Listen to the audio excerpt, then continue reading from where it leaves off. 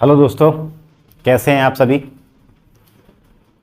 I hope सब लोग सही होंगे, अच्छे होंगे और खुश होंगे। अभी हमने लास्ट लेक्चर में कुछ टॉपिक्स कराए थे आपको, आगे चलते हैं, कंटिन्यू करते हैं वहीं से। तो आज मैं जो पढ़ाऊंगा आपको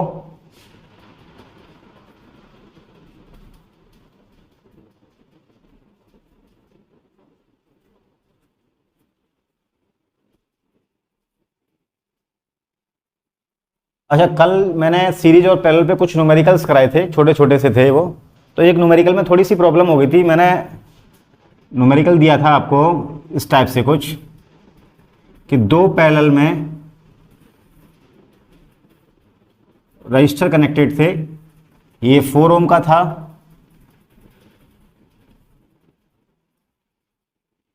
ये 2 ओम का था और ये भी 2 ओम का था। ये बी प्लस माइनस, इसमें आई करंट फ्लो हो रहा था। मैंने कहा था इसमें आई की वैल्यू निकालो। तो आर टोटल के लिए मैंने कहा था इन दोनों को भिड़ा दो और इन दोनों की दोस्ती करा दो। तो 2 इंटू 2 अपॉन 2 प्लस 2, तो ये आया था 4 अपॉन 4। तो ये कट के कितना आएगा 1। तो आर टोटल जो आया था वो कितना आएगा 1। मैंने यहाँ 4 लिख दिया था, ठीक है। आप उसको सही कर लेना, छोटी मोटी गलतियाँ आप लोग कर सकते हो इनको, ठीक है। चलो आगे चलते हैं। तो सीरीज पैरेलल पे आपने न्यूमेरिकल किए थे। अब मैं आपको इक्विवेलेंट रेजिस्टेंस कैसे कैलकुलेट करते हैं वो सिखा देता हूं।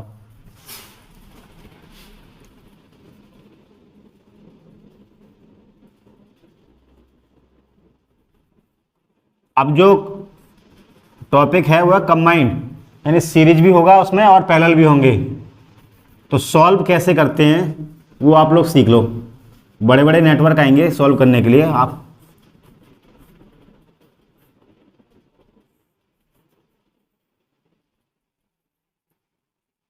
ये 2 ओम, 3 ओम, 4 ओम, ये 2 ओम, ये 2 ओम, 1 ओम, 1 ओम, 2 ओम, 3 ओम, 4 ओम, ये ए और ये बी।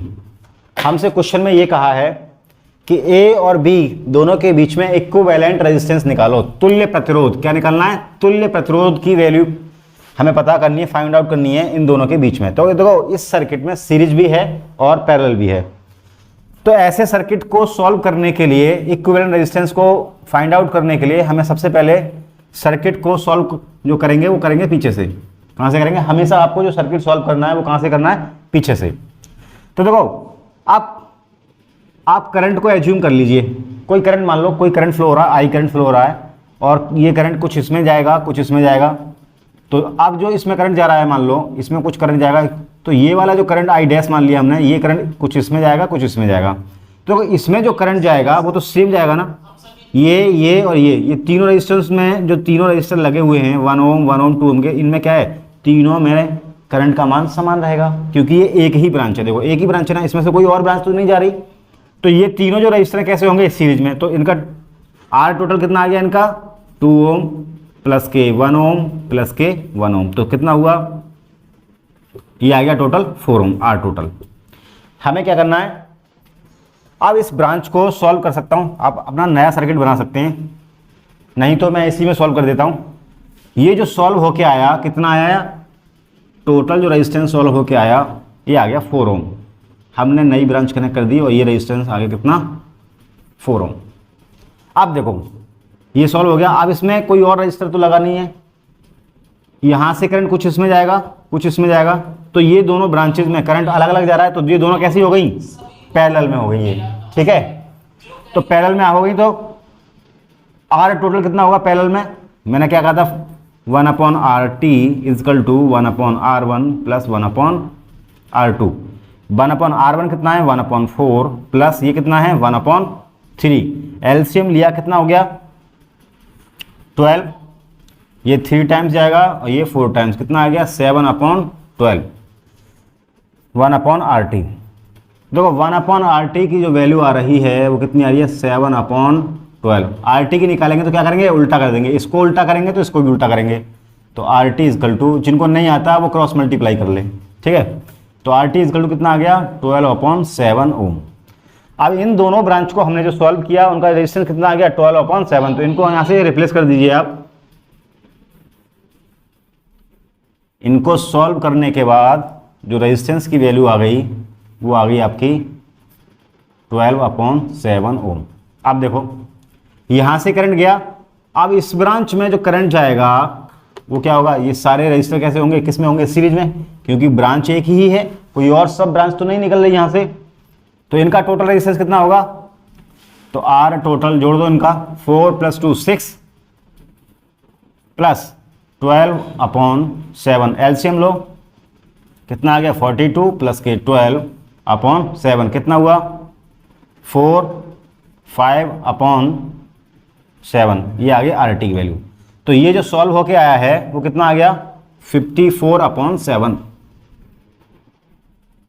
ये सॉल्व होके आ गया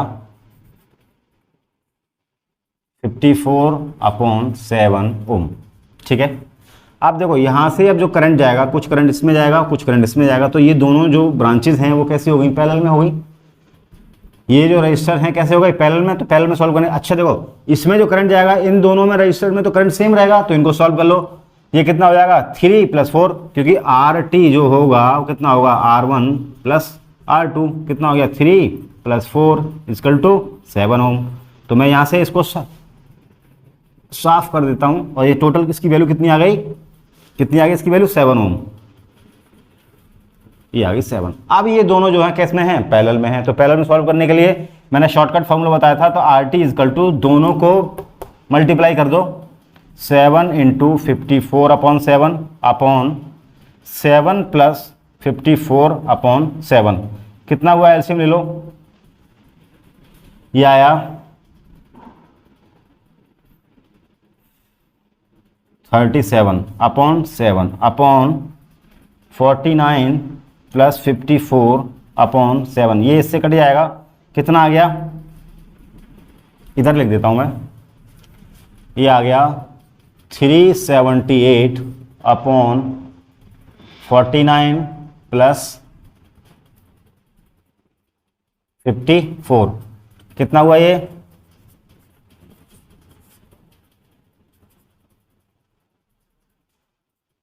आ गया RT = इन दोनों को सॉल्व करने के बाद कितना आया, इतना आया।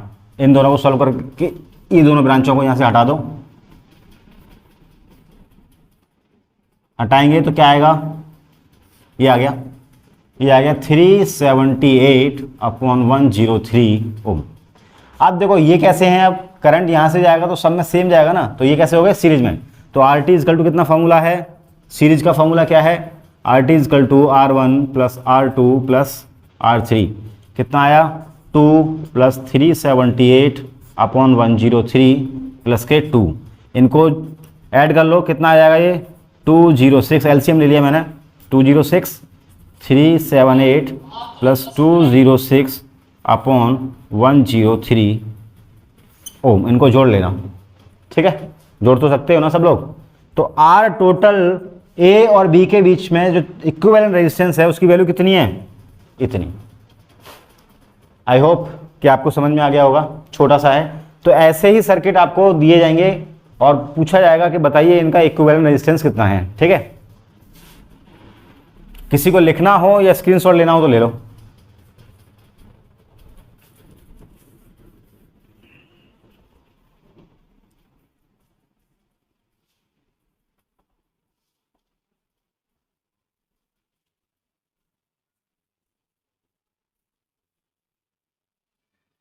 तो नेक्स्ट टॉपिक है करंट डिवीजन रूल।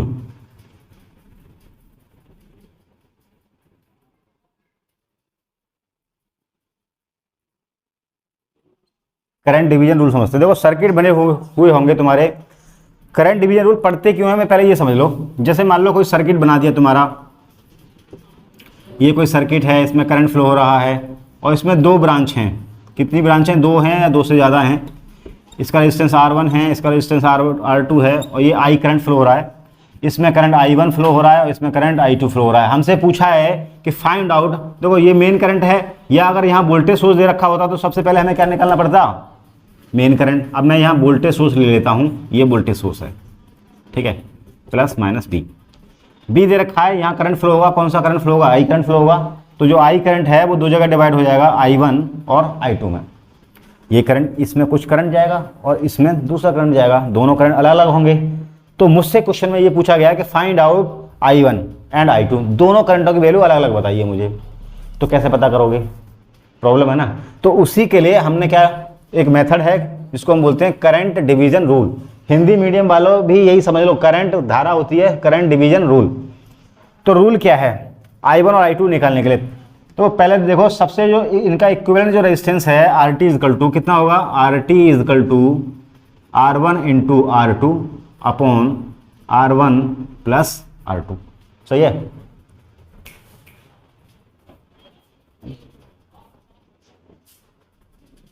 हाँ जी, इनका टोटल रेजिस्टेंस कितना आएगा, RT equal to R1 into R2 upon R1 plus R2। ये टोटल रेजिस्टेंस आ गया दोनों का, क्योंकि पैरेलल में कनेक्टेड है।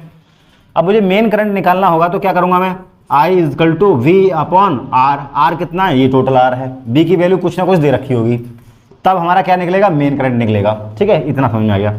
अब मुझे निकालना क्या है, I1 और I2। तो I1 I2 निकालने के लिए देखो, I1 इजकल टू, मुझे इसमें करंट निकालना है इस वाली ब्रांच में।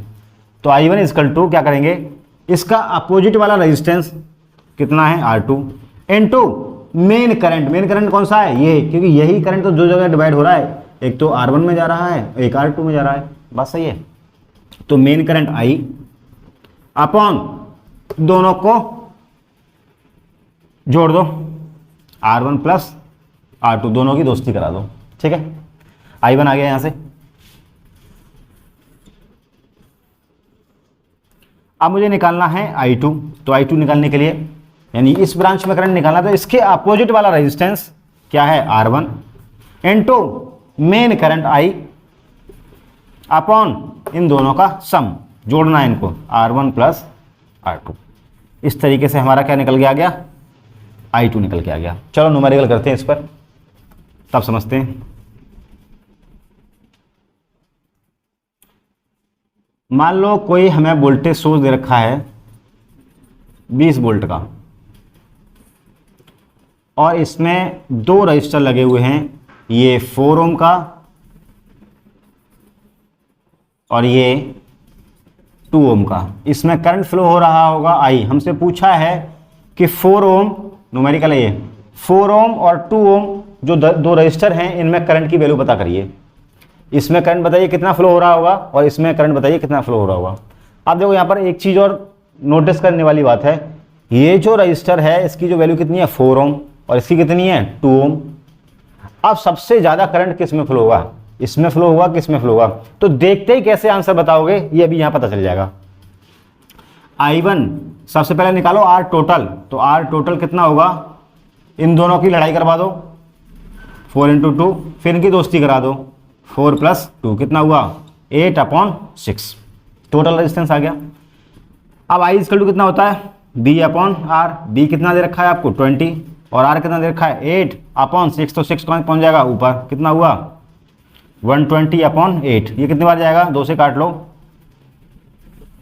4 से कितने बार जाएगा, सही है ना। ठीक है, तो कितना आ गया, I कितना आ गया, ये आ गया 15 एम्पियर। जो टोटल करंट फ्लो हो रहा है वो कितना हो रहा है, 15 एम्पियर।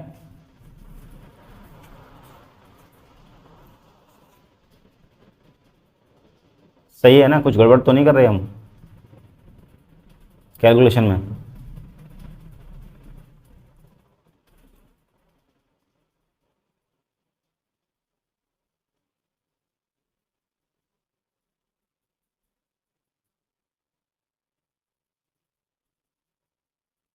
सही है, 15 एम्पियर आ गया। अब देखो ये जो 15 एम्पियर है, इसमें से कुछ तो इसमें जाएगा और कुछ इसमें जाएगा, तो वही करंट डिवीजन रूल लगाना है I1 निकालने के लिए। तो I1 निकालने के लिए क्या करेंगे, इसी फॉर्मूला लगा लो, I1 इक्वल टू R2 की वैल्यू कौन सी है, ये R1, ये हमने मान लिया I1 और ये मान लिया करंट I2। तो R2 कौन सा है, इसके अपोजिट वाला resistance. I1 equal to 2 into main current. Main current कितना है, 15 अपॉन दोनों का सम, 4 प्लस 2 कितना आ गया, 30 अपॉन 6। कितना जाएगा ये, 5 एम्पियर, यानी I1 इजकल टू कितना आ गया 5 एम्पियर। अब I2 निकालना है, तो I2 निकालने के लिए यानी ये इसका अपोजिट वाला रेजिस्टेंस कितना है 4 इंटू टोटल करंट, कितना है टोटल करंट 15 अपॉन दोनों का सम कितना हो गया 6,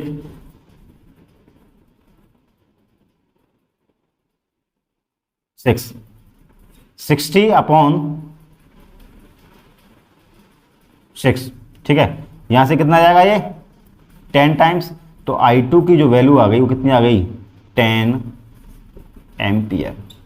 अब देखो इसमें जो फ्लो हो रहा है वो कितना फ्लो हो रहा है 5 एम्पियर, और इसमें जो फ्लो हो रहा है वो कितना हो रहा है 10 एम्पियर। बात सही है। तो यहाँ से एक चीज़ निकल के आई, आपको जब डायरेक्ट क्वेश्चन करने हो ऑब्जेक्टिव, टाइम ना हो, कि जितना ज़्यादा रेजिस्टेंस होगा, रेजिस्टेंस की वैल्यू जितनी ज़्यादा होगी उसमें करंट कम फ्लो होगा।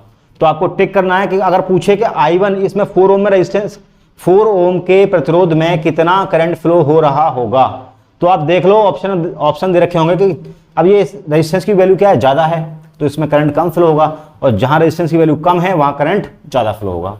रेजिस्टेंस कम का मतलब समझ रहे हो, जिस भी मटेरियल का रेजिस्टेंस कम होगा मतलब क्या है उसमें करंट ज़्यादा फ्लो होगा ना, सिंपल सी बात है। और जिसका रेजिस्टेंस ज़्यादा होगा उसमें से करंट कम फ्लो होगा। जैसे लकड़ी है, लकड़ी का रेजिस्टेंस कितना है इन्फिनिटी, ठीक है, और कांच है, ग्लास है, माइका है, इनका रेजिस्टेंस कितना है इन्फिनिटी। तो जब इन्फिनिटी होगा तो करंट फ्लो होगा नहीं ना, करंट फ्लो नहीं होगा। बहुत सारा रेजिस्टेंस है, बहुत ज़्यादा है, तो इसमें से करंट फ्लो होने के कोई चांसेस नहीं है। तो इसीलिए क्या क्या बोलते हैं इनको, लकड़ी और कांच, रबर, इनको क्या बोलते हैं इंसुलेटर। तो इंसुलेटर्स में से कभी करंट फ्लो नहीं होता है, ठीक है।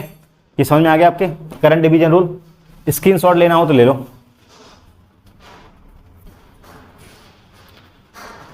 तो करंट डिवीजन रूल समझ में आ गया, आगे चलते हैं।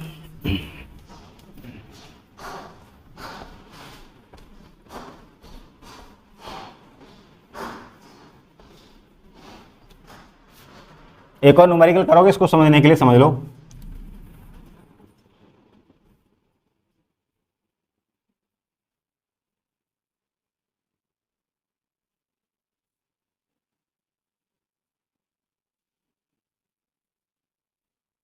आप देखो यहाँ पर वोल्टेज सोर्स नहीं है, करंट है। इस करंट की वैल्यू कितनी है 10 एम्पियर। करंट डायरेक्ट दे रखा है, करंट सोर्स है ये। हमसे पूछा है कि इसमें बताइए I1 कितना होगा और I2 कितना होगा। 10 एम्पियर जा रहा है, इसमें कितना जाएगा, इसमें कितना जाएगा। तो I1 निकालने के लिए फॉर्मूला रटने की जरूरत ही नहीं है। I1 निकालना है तो अपोजिट वाला resistance into main current. Main current कितना है ये डायरेक्ट दे रखा है, हमें निकालने की जरूरत नहीं है। कितना आ रहा है 10 अपॉन दोनों का सम कितना हुआ 9, 30 अपॉन 9। कितने बार जाएगा ये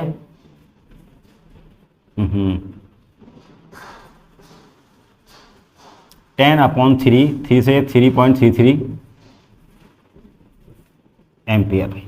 सही है। I1 कितना आ गया आपका 3.334 एम्पियर। अब क्या निकालना है हमें I2 निकालना है। तो I2 कितना आएगा, अब तुम खुद समझ लो कि 10 एम्पियर यहाँ से जा रहा है, निकालने की जरूरत नहीं है। आगे ऑब्जेक्टिव में इतना निकल गया, आगे निकालने की जरूरत नहीं है।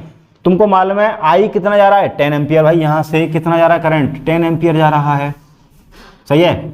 और इसमें से 3.3 तो इसमें चला गया, बाकी बचा कितना, तो 10 में से ये माइनस कर दो ना सीधे सीधे, कितना आ गया 10 माइनस 3.334 एम्पियर।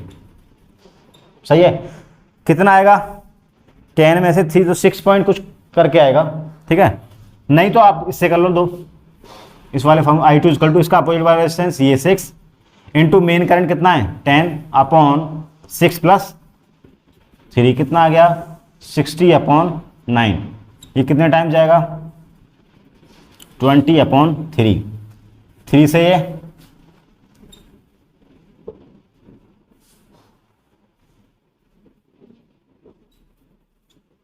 कितना आ गया, I2 की वैल्यू कितनी आ गई 6.667 एम्पियर। ठीक है। अगर ऑब्जेक्टिव है पेपर आपका तो यहां तक सॉल्व करो, उसके बाद अगला करंट आपको खुद ही मालूम पड़ जाएगा कि 10 एम्पियर ये आ रहा है और यहाँ 3.3 वैल्यू दे रखी है इसकी।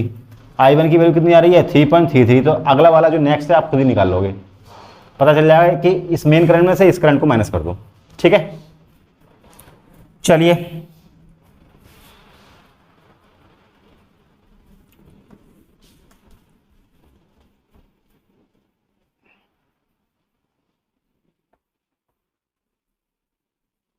आगे चलते हैं। ये तो करंट डिवीजन हो गया, अब है वोल्टेज डिवीजन रूल।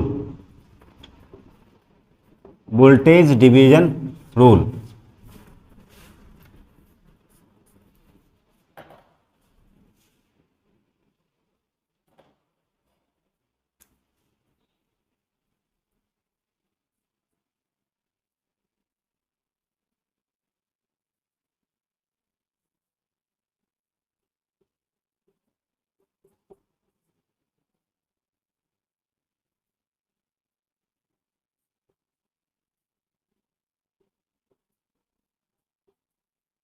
ठीक है। इसके अक्रॉस जो वोल्टेज है वो कितनी है V1, और इसके अक्रॉस जो वोल्टेज है V2। मैंने बताया था ये V1 वोल्टेज हो, इसके आर पार जो वोल्टता हो गई, वोल्टेज हो गई, वो कितनी होगी V1, और इसके आर पार वोल्टेज कितनी हो गई V2। इधर मान लो या इधर मान लो, बात एक ही है। ठीक है, मुझे पूछा है कि ये बताओ इस R1 के अक्रॉस, इस R1 के आर पार कितनी वोल्टेज होगी। हमें टोटल वोल्टेज पता है, हमें ये पता करनी है V1, इसके अक्रॉस कितना खर्चा होगा। ये स्टॉपेज था ना, मैंने बताया था, इस स्टॉपेज के पास कितना खर्चा हुआ। हम यहाँ से पैसा लेके गए घर से और किसी स्टॉपेज पे रुके, मैंने बोला था ना नैनीताल गए, बीच में रास्ते में रुके थे, हल्द्वानी पे रुके, कुछ खाना खाया, वहाँ पैसा खर्च किया। तो पहला स्टॉपेज ये रहा, दूसरा स्टॉपेज ये नैनीताल है। तो यहाँ पर हल्द्वानी पर कितना पैसा खर्च हुआ, मतलब कितना वोल्टेज खर्च हुआ, वो निकालना है हमें। तो उसको बोलते हैं वोल्टेज डिवीजन रूल। तो देखो निकालने के लिए क्या करेंगे, V1 निकालना है तो क्या करेंगे, यही वाला रेजिस्टेंस करंट डिवीजन में आप अपोजिट करते थे, इसमें क्या करेंगे, वही वाला resistance R1 into total voltage V upon दोनों रेजिस्टेंस का सम R1 प्लस R2। सही है, ये V1 आ गया आपका।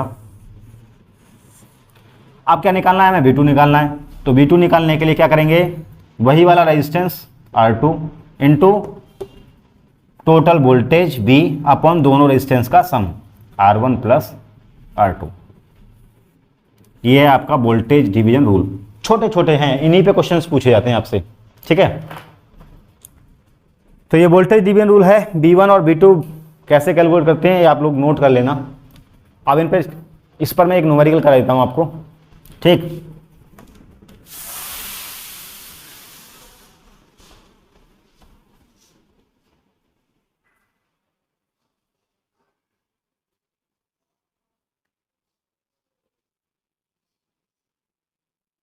इसको वेरीफाई भी करेंगे हम, क्या ये सही है। हम जो घर से पैसा लेके गए थे, 2 स्टॉपेज पे पैसा खर्च किया, क्या सही आता है उनका योग सम। ये दे रखा है 4 ओम और ये दे रखा है 2 ओम। ये 20 वोल्ट, यानी 20 रुपये लेके गए। पहला स्टॉपेज था यहाँ R1 और दूसरा था R2। मुझे पता करना है कि यहाँ V1 वोल्टेज कितना है और यहाँ V2 वोल्टेज कितना है। ठीक है, तो V1 इजकल टू, मैंने कहा था वही वाला resistance 4 into total voltage 20 upon दोनों का सम कितना हुआ, कितने टाइम जाएगा ये 40 अपॉन 3, कितना आएगा ये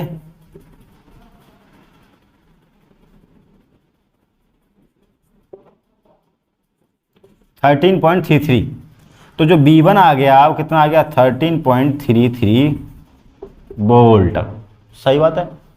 अब एक बार बताओ कि हम 20 रुपया लेके गए और 13.33 यहाँ पर हमारा खर्च हो गया, बचा कितना, तो 20 में से ये माइनस कर देंगे ना, तो ये इधर आ जाएगा ना।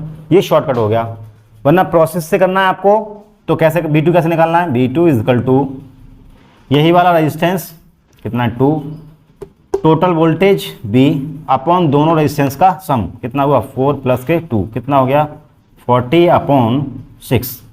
तो 40 अपॉन 6 कितना आएगा, V2 इजकल टू 40 अपॉन 6, तो 20 अपॉन 3, कितनी टाइम्स जाएगा ये ठीक है, तो 6.33 और 13.33, 6.66 आएगा ये, 6.667, ये आ गया B2। अब मुझे टोटल वोल्टेज क्या ये पता करना है, क्या यहाँ जो खर्चा हुआ था और यहाँ का जो खर्चा हुआ था इन दोनों का सम इसके बराबर आ रहा है, तो जोड़ लो। तो V इजकल टू कितना आएगा, V1 प्लस V2। V1 कितना है आपका 13.33 प्लस B2 कितना है 6.66, ये 4 ले लो, ये 7 ले लो, कितना आएगा ये V इजकल टू 20 वोल्ट आएगा। क्लियर,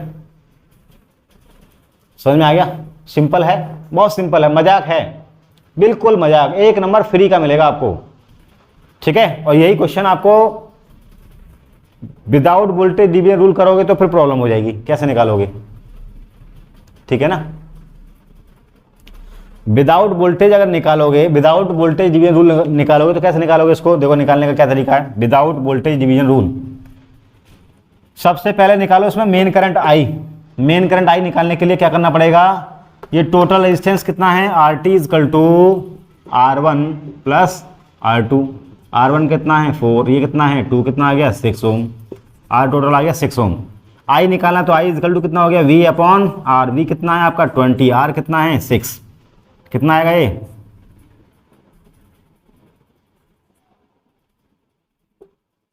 3.3334 आएगा। I आ गया इतना, ठीक है, I इजकल टू 3.334 आ गया एम्पियर। अब देखो इसके अक्रॉस निकालना है V1 इजकल टू, तो V1 इजकल टू क्या करेंगे, V1 is equal to I into R1, क्योंकि I तो इसमें सेम फ्लो होगा, इसलिए मेन करंट कितना है I इंटू R1। तो I की वैल्यू कितनी है 3.33 इंटू R1 कितना है 4, इसका मल्टीप्लाई करो कितना आएगा, ये वही आएगा। V1 कितना आ रहा था हमारा, यही आएगा 3 चौक 12, मतलब 13 के अप्रॉक्स आएगा 13.33 वोल्ट। V1 आ गया। अब V2 निकालना है, तो V2 के लिए क्या करेंगे, इधर देख लो, V2 equal to I into R2। I कितना है आपका 3.33, R2 कितना है आपका 2, तो कितना आ गया 6.66 वोल्ट। यानी दोनों मेथड से आप किसी भी मेथड से निकाल सकते हैं, और जो वोल्टेज डिवीजन है वो शॉर्टकट है, ये आपको लंबा पड़ेगा, यहाँ सिर्फ आपको एक फॉर्मूला अप्लाई करना है। ठीक है, तो करंट डिवीजन रूल और वोल्टेज डिवीजन रूल दोनों आपको समझ में आ गए, आप इन पे छोटे छोटे क्वेश्चन कर लेंगे। I hope. आगे चलते हैं, किसी को नोट करना हो तो स्क्रीनशॉट ले लो। चलिए,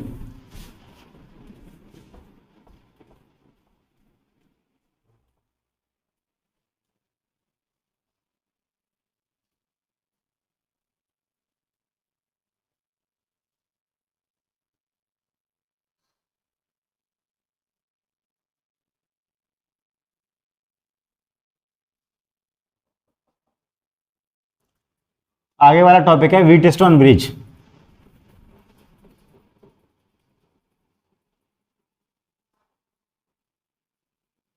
व्हीटस्टोन सेतु, हिंदी में बोलते हैं इसको व्हीटस्टोन सेतु। देखो ये समझ लो ये क्या है, इसको हम यूज क्यों करते हैं पहले ही समझ लो। ये क्या करता है, ये अननोन करंट को, सॉरी अननोन रेजिस्टेंस को, किसी अननोन रेजिस्टेंस की वैल्यू को फाइंड आउट करने के लिए हम इसका प्रयोग करते हैं। अननोन रेजिस्टर की वैल्यू को फाइंड आउट करने के लिए।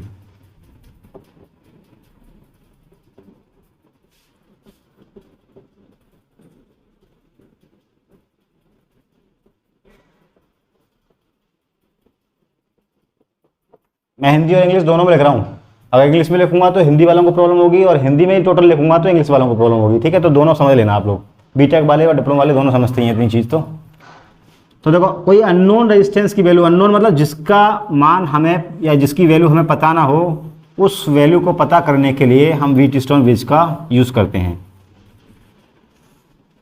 ये आपका व्हीटस्टोन ब्रिज है, और इसमें बीच में लगा हुआ है गैल्वेनोमीटर। ये P और ये Q, ये R और ये S, ये 4 रजिस्टर के नाम दे दिए मैंने, P Q R S। यहाँ पर सप्लाई वोल्टेज है कोई, कोई सोर्स लगा हुआ है प्लस माइनस बी। तो देखो इसकी सबसे पहली कंडीशन ये है कि जब इस गैल्वेनोमीटर में करंट फ्लो नहीं होगा, इस गैल्वेनोमीटर में करंट फ्लो नहीं होगा, तो समझ लो ये ब्रांच तो ओपन सर्किट होगी ना। जब गैल्वेनोमीटर में इसमें करंट फ्लो ही नहीं होगा, जब करंट किसमें से फ्लो नहीं होता, जब सर्किट टूटा हुआ हो, ओपन हो, सही है ना। तो इस गैल्वेनोमीटर में जब करंट फ्लो नहीं होगा मतलब I इक्वल टू 0, तब उस कंडीशन में ये जो ब्रिज है वो बैलेंस कंडीशन कहलाता है। क्या कहलाता है? Bridge is in balance condition.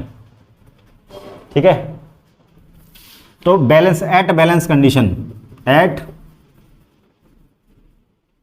Balance condition. Balance condition में क्या है, क्या फॉर्मूला इसका? P upon Q equal to R upon S। ठीक है, क्या लिखेंगे? P upon Q equal to R upon S। P upon Q equal to R upon S। अगर मान लो P Q S की वैल्यू दे रखी है तो आपको R की वैल्यू यहां से निकाल लोगे, R S Q की वैल्यू दे रखी है तो आप P की वैल्यू निकाल लेंगे। ठीक है, P की वैल्यू निकालनी तो क्या करोगे? R upon S into Q पहुंच गया इधर। अगर आपको R की वैल्यू निकालनी है तो R की वैल्यू निकालने के लिए क्या करोगे? P upon Q into S। ठीक, अगर Q की वैल्यू निकालनी है आपको तो क्या करोगे? इसको उल्टा कर दो, S अपॉन R, इसको मैंने उल्टा कर दिया, S अपॉन R और P पहुंच जाएगा ऊपर। Q की वैल्यू निकल गई आपकी। S की वैल्यू निकालनी तो क्या करोगे? S equal to Q upon P into R। तो ये चारों वैल्यूओं को फाइंड आउट करने के लिए हम किसका यूज करते हैं? व्हीटस्टोन ब्रिज का। ठीक है, तो आज के लिए इस क्लास में इतना ही काफ़ी है, बाकी हम नेक्स्ट क्लास में कराएंगे। और आई होप कि आपको समझ में आ गया होगा ये सब। ठीक है, पढ़ते रहिए, खुश रहिए, घर से बाहर मत निकलिए। Okay, thank you.